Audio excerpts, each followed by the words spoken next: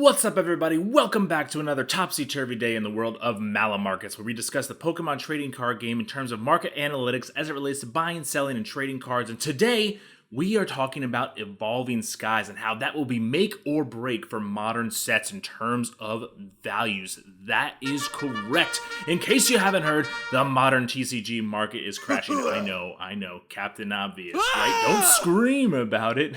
You see what I did there? I got jokes in case you didn't know. But as far as Evolving Skies go, it might be the hero that we need for modern cards to regain their value in terms of buying, selling, and trading cards. But wait, Vince, I thought supply and demand was a thing that applied here. Evolving Skies is going to be widely printed, and that is going to send those prices way down. You are correct. Evolving Skies is going to be widely printed. However, there are a few other factors at play here that make me think that it might be different. And I know, there's also no Charizard in this set, and that is going to impact values as well. The other Sword and Shield modern sets with Zars are the better sets.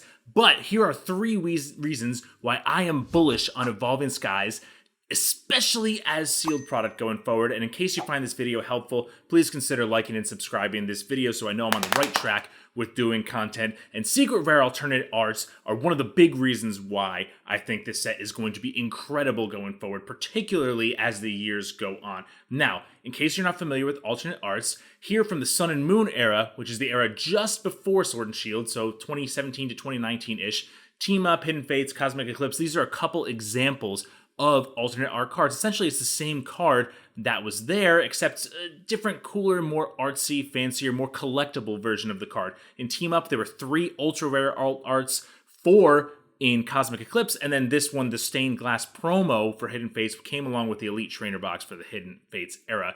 But moving on into the Sword and Shield era, there were actually even more of these cards. So it kind of took a little bit of a break. 2019 is when Hidden Fates came out, all the way till, March for Battle Styles in 2020, or 2021, excuse me. That's the T-Tar alt art there. And then Chilling Reign, which is the most recent set that came out in June of this past year in 2021, they started putting more alt arts in there. The T-Tar was the best from Battle Styles, 4 ultra rare and 2 secret rare, 10 ultra rare and 3 secret rare for Chilling Reign. So including that secret rare is really changing the game a little bit in terms of how difficult it is to pull some of these cards. Now, for Evolving Skies, which is coming out in August of 2021, it appears, we don't have 100% all of the details left, but it appears from justinbasil.com, this is where I took this, about up to 17 of these alt arts are going to be featured in the set. A combination of the Eevee Heroes set and a couple other sets from the Japanese that are going to have a lot more of these alt art cards. Again, there are some that might not be included in there,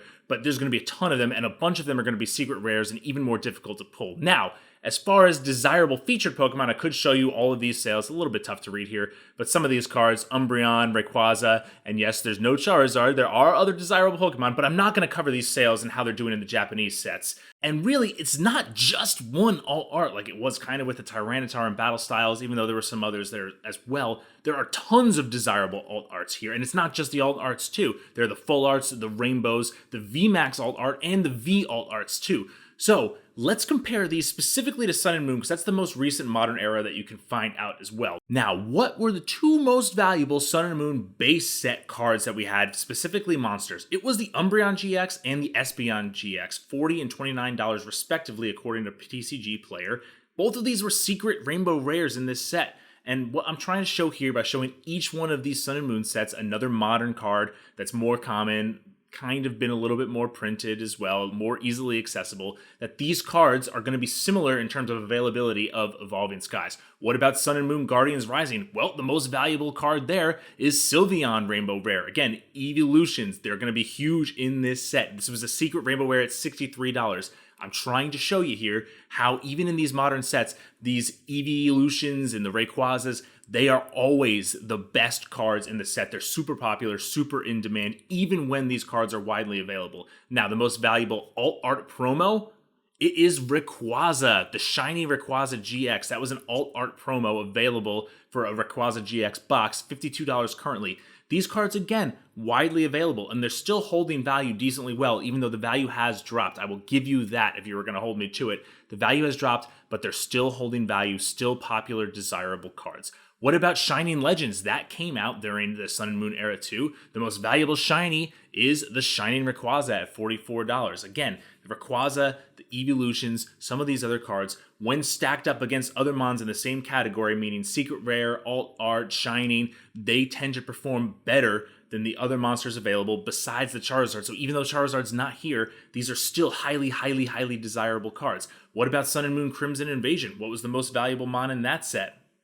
It was the Rainbow Gyarados GX, and there's a Rainbow Gyarados VMAX in this set for Evolving Skies, and that's $51 right now per TCG player. So yes, slightly different. It's kind of the same card, but still super valuable currently. And again, if this is helpful advice to you, helpful as you kind of decide what you're going to go for in Evolving Skies, please consider subscribing and liking this video.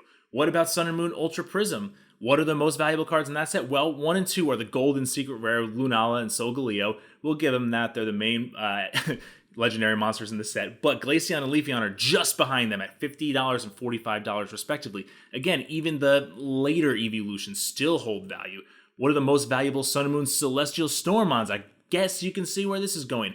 It is the Rayquaza, the Rainbow Rayquaza GX. $145. Look at the value this one is holding. Again, these Mons, when they're related to other sets, especially in the Secret Rares, in the Shinings, in the same category, these are all highly desirable Mons. Now, what about Unified Minds? Even in these sets where we had the double cards and all that fun stuff. Second most valuable there was Dragonite GX Rainbow, and there's a Dragonite Alt Art in this set, which is why I included this one, a Dragonite Alt Art within the Evolving Skies set, I should say. So that kind of shows you there too. Even some of these other monsters that are kind of, second tier are still super valuable and desired. What about Hidden Fates? Besides the Charizard, the next 4 most valuable monsters in the Hidden Fates set are Umbreon, Espeon, Sylveon, and Leafeon, right in a row. Boom, boom, boom, boom, boom. $121, $72, $70, and $56 respectively. These cards are super desirable. So the point that I'm trying to make here is even if these cards are highly available and printed like Hidden Fates, look at these cards still holding value and still performing well, even if, yes, the value has dropped over time because these cards are a little bit more available. Now, I didn't even discuss the vintage versions of these cards. Let's ignore the Rayquaza Gold Star or Aquapolis Umbreon or some of these other super awesome cards out there. I didn't even discuss those, and that's partially because these cards are going to be printed super, super high quantities in Evolving Skies. And I think this is going to be compared pretty well to Hidden Fates, the Evolving Skies set, going forward, because there's a lot of similarity there in terms of the desirability of the set. Now, let's also not forget Celebrations. The Celebrations set, 25 years, it's going to have Gold Shiny Mew, Charizard, Pikachu, tons of reprints, tons of amazing cards. That comes out in October, and I think that is going to stunt the growth of Evolving Skies a little bit. Consider how Shining Fates kind of overlap battle styles, and even Chilling Reign a little bit. Shining Fates has had a little bit of a longer run because those sets, Chilling Reign, battle styles, not as desirable. Well, Celebrations, super highly desirable. It is going to kind of stunt the Evolving Skies growth a little bit in terms of market dominance. Now, final thoughts. Look at all these awesome cards. Rainbows, Alt Arts. The Alt Art popularity and dominance in this set is going to make it highly desirable for years to come into the future. Yes, there's no Charizard, but despite that, these are highly, highly desirable cards in highly, highly rare forms, all combined into one set. And the dominance of the secret rare evolutions, Rayquaza, Gyarados, even Dragonite, whether they're Rainbow, Alt Art, what have you, those cards are going to be mega desirable long-term. No mega evolution pun there. That was not this generation. And the Celebrations hype, in my opinion, will curb how long this set remains the dominant set on the market. Meaning that, yes, people are going to probably move on and start spending money on other sets, particularly Celebrations.